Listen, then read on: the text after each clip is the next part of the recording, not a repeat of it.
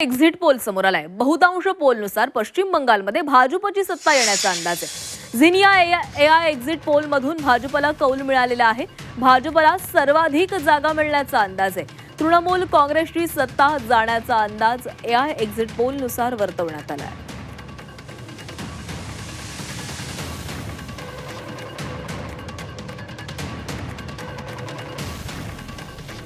राज्यांचा exit poll समोर आलेला आहे। झिनिया एआय नुसार भाजप पश्चिम बंगालमध्ये 152, तृणमूल 139, काँग्रेस एकही जागावर निवडून येऊ शकत नाही, तर इतर 3 जागांवर निवडून येऊ शकतात।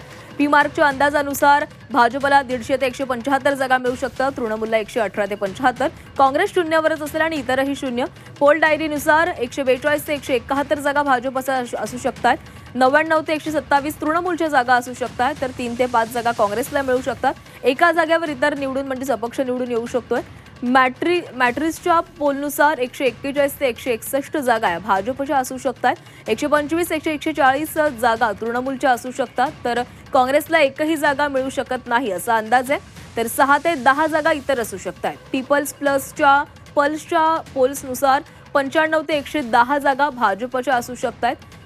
या पोलनुसार तृणमूलला जास्त जागा मिळू शकतात, म्हणजे 117 ते 187, काँग्रेसला 1 ते 3 जागा मिळू शकतात, तर इतर एका जागेवर असू शकतात।